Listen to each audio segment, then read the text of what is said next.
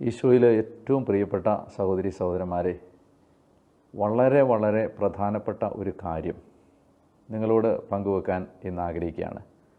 ഇത് വളരെ പ്രധാനപ്പെട്ടതാണ് എന്ന് ഞാൻ ആദ്യമേ പറയുന്നത് നിങ്ങൾ ഈ വീഡിയോ സ്കിപ്പ് ചെയ്യാതെ കാണണം.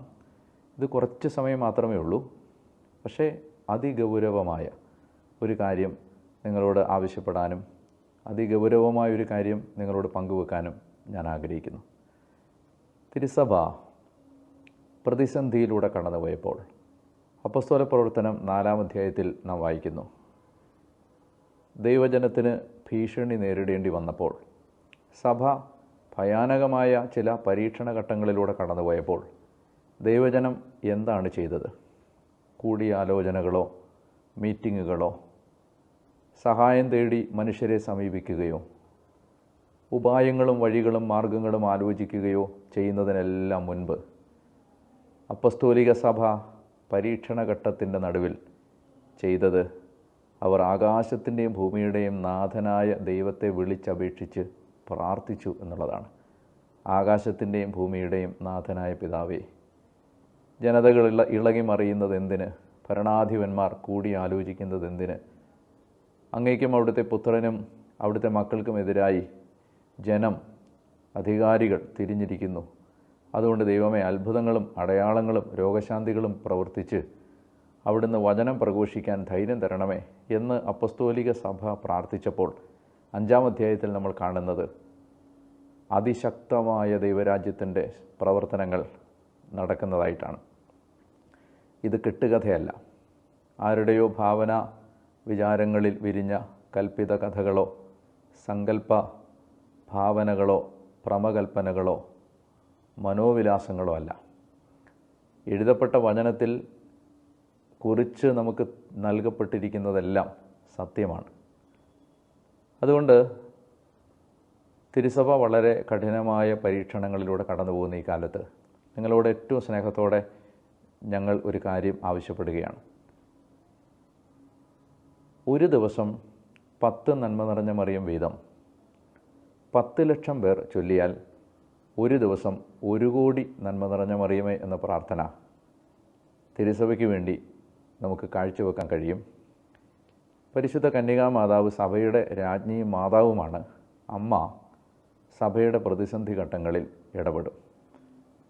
പ്രത്യേകമായി നിയോഗം കാഴ്ചവെക്കേണ്ടത് ഭാരത സഭയ്ക്ക് വേണ്ടിയും കേരള സഭയുടെ വളരെ പ്രധാനപ്പെട്ട ഒരു നിയോഗത്തിന് വേണ്ടിയുമാണ്. നിയോഗം എന്താണ് എന്ന് ഇപ്പോൾ പങ്കുവെക്കുന്നില്ല. കേരള സഭയുടെ വളരെ പ്രധാനപ്പെട്ട ഒരു നിയോഗത്തിന് വേണ്ടിയും ഭാരത സഭയുടെ ദൈവരാജ്യ ശുശ്രൂഷകരുടെ വ്യാപനത്തിന് വേണ്ടിയും ഭാരത സഭയുടെ പ്രതിസന്ധികൾ മാറിപ്പോകുന്നതിന് വേണ്ടിയുമാണ് നമ്മൾ പ്രാർത്ഥിക്കുന്നത്. അപ്പോൾ നിങ്ങൾ ഈ 10 നന്മ നിറഞ്ഞ മറിയം ചൊല്ലി കാഴ്ചവെക്കുമ്പോൾ അതിൻ്റെ ഒടുവിൽ ഇങ്ങനെ പ്രാർത്ഥിക്കണം: അമ്മേ മാതാവേ, ഈ നന്മ നിറഞ്ഞ മറിയമേ എന്ന പ്രാർത്ഥന വഴി ഞങ്ങൾ അമ്മയുടെ വിമല ഹൃദയത്തിലേക്ക് ഭാരത സഭയെയും കേരള സഭയുടെ ഒരു പ്രത്യേകമായ നിയോഗത്തെയും കാഴ്ചവെച്ച് പ്രാർത്ഥിക്കുന്നു.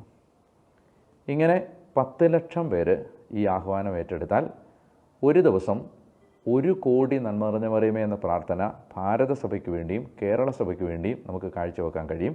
നോമ്പിൻ്റെ ദിനങ്ങളാണ്. ഈ 50 ദിവസങ്ങളിലും നമുക്ക് സാധിക്കുമെങ്കിൽ പെന്തക്കോസ്തി പെരുന്നാൾ വരെയുള്ള ദിവസങ്ങളിൽ 100 ദിവസങ്ങളിൽ നമുക്ക് വലിയ അഭിഷേകത്തോടെ മാതാവിനോട് ചേർന്ന് പ്രാർത്ഥിക്കാൻ പറ്റും. എല്ലാവർക്കും ചെയ്യാൻ സാധിക്കും.